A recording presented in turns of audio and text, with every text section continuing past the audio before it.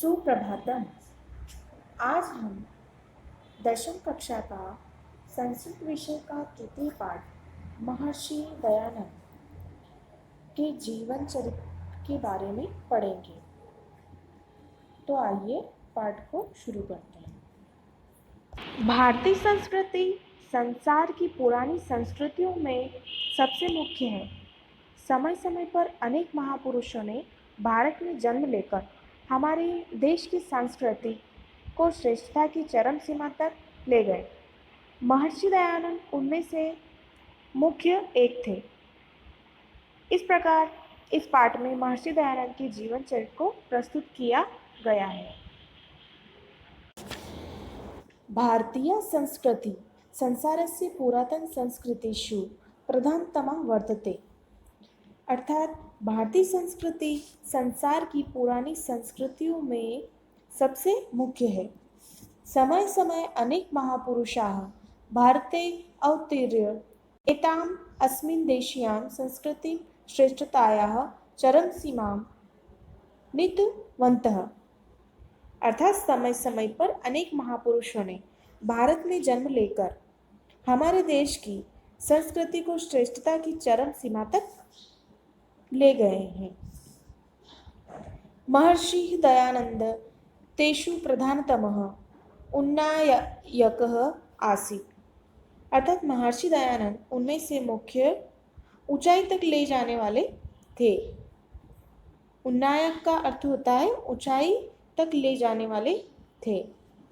अस्मिन् पाठे महर्षे दयानंदस्य जीवनचरितं प्रस्तुयते।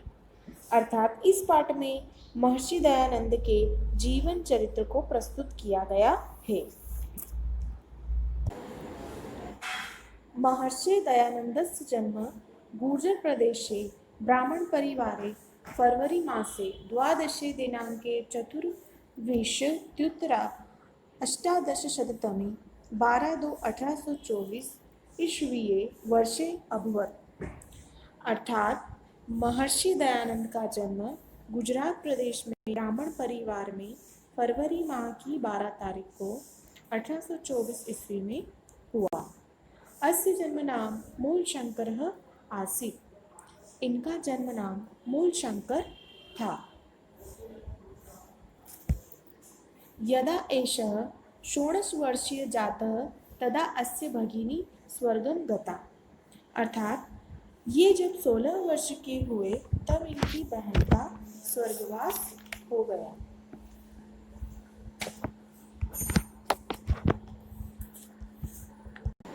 वर्षत्रयान्तरं चास्य पितृव्यो अपि दिवं गतः। अर्थात 3 वर्ष बाद चाचा भी दिवगत हुए। गृहे अन्येषु जनेषु विलप्सु अयं संसारस्य अनित्यतां विचारयन् कथम हम अमरो अव्ययम् इति चिंतयामासः। अर्थात घर में दूसरे रोते हुए लोगों में उन्होंने संसार की नश्वरता विचारते हुए सोचने लगे, मैं कैसे अमर बनूं। एकस्मिन् दिने मूलशंकरः सहसैव स्वगृहं त्यजत। अर्थात एक दिन मूल शंकर ने अचानक ही अपना घर छोड़ दिया। ततो असो देशादेशांतरं चित्रं व्याकरण वेदांता दिन्ये शास्त्राणि विशेषतः योग पद्धतिं च अशिक्षित। अर्थात तब उन्होंने एक देश से दूसरे देश घूमते हुए व्याकरण वेदांत आदि अनेक शास्त्रों विशेषकर योग की प्रक्रिया की शिक्षा प्राप्त की। विश्रण कालेयं नर्मदा तीरे स्वामी पूर्णानंद सरस्वती सकाशात संन्यासम ग्रहणात्। अर्थात भ्रमण के समय उन्होंने नर्मदा किनारे स्वामी पूर्णानंद सरस्वती के पास संन्यास ग्रहण किया। तदा एषः दयानंद सरस्वतीति नामना प्रसिद्ध जातः। तब ये दयानंद सरस्वती के नाम से प्रसिद्ध हुए। अनन्तरं मथुरां गत्वा प्रज्ञाचक्षुषः स्वामिनः विरजानन्दात् बहुविधानि शास्त्राणि अशिक्षित। अर्थात बाद में मथुरा जाकर प्रज्ञा चक्षु अर्थात नेत्रहीन स्वामी विरजानंद से कई प्रकार के शास्त्रों की शिक्षा ग्रहण की। विद्या समाप्तो गुरु स्तमा दिशत वत्स देशो अस्माक विद्यांधकारे पतितो वर्तते तद गच्छ अविद्या अंधकारम अपनय। अर्थात विद्या समाप्ति पर गुरु ने उसे आदेश दिया, बस यह हमारा देश अविद्या के अंधकार में गिरा है, तो जाओ अविद्या के अंधकार को दूर करो। आर्ष शास्त्राणि उद्रव वैदिक ज्योति च पुनः प्रकाश्य। ऋषियों द्वारा रचित शास्त्रों का उद्धार करो और वेदों की ज्योति को पुनः प्रकाशित करो। दयानंदो अपि गुरुराज्ञां शीर्षीकृत्वा पादौ प्रणम्य आशीषं च गृहीत्वा एतद्देशवासिनः मानवान् अविद्यान्धकारात् उद्धर्तुं कार्यक्षेत्रं समागतः। अर्थात दयानंद भी गुरु की आज्ञा सिर पर धारण करके चरणों को प्रणाम कर इस देशवासी मानव को अविद्या के अंधकार से उबारने के लिए कार्यक्षेत्र में आ गए। गुरुराज्ञां पालयन् देश समाजयो उन्नयन निरंतरम भारतीय संस्कृते प्रचारम करोतः। अर्थात गुरु की आज्ञा का पालन कर उन्होंने देश व समाज की उन्नति के लिए निरंतर भारतीय संस्कृति का प्रचार किया।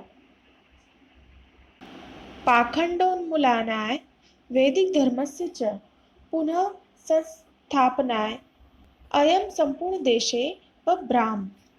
अर्थात पाखंड को उखाड़ने के लिए और वैदिक धर्म को पुनः स्थापित करने के लिए वे पूरे भारत में घूमे।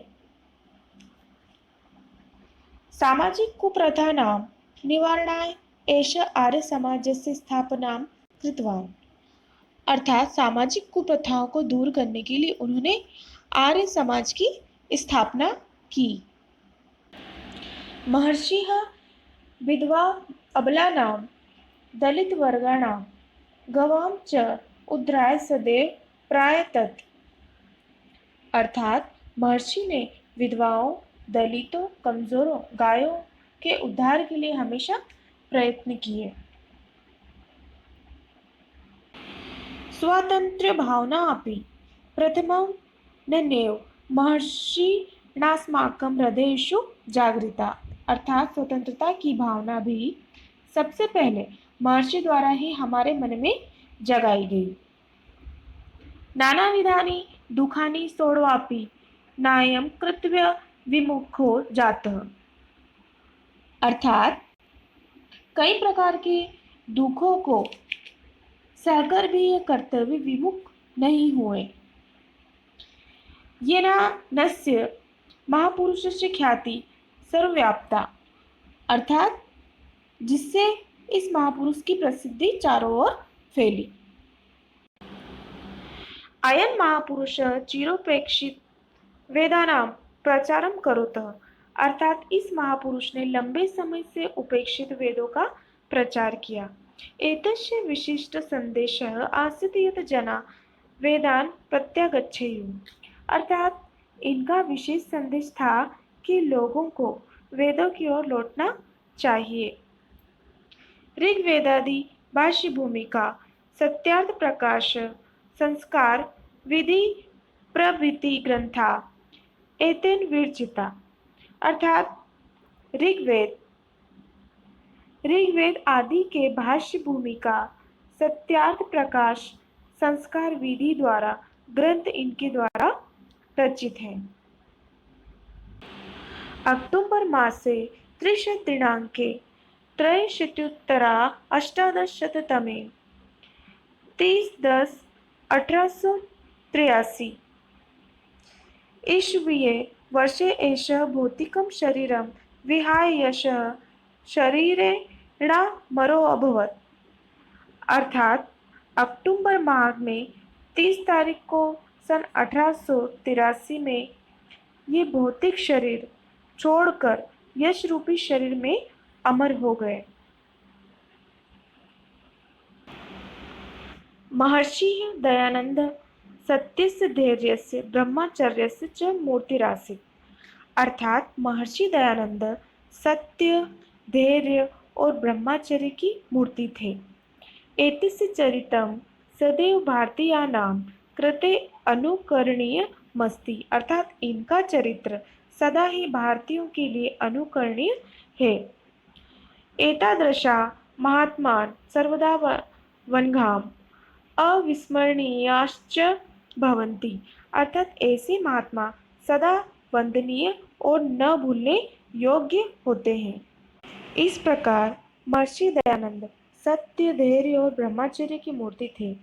इनका चरित्र सदा ही हम भारतवासियों के लिए सदा ही अनुकरणीय रहेगा। ऐसे महात्मा सदा वंदनीय और न भूलने योग्य हैं।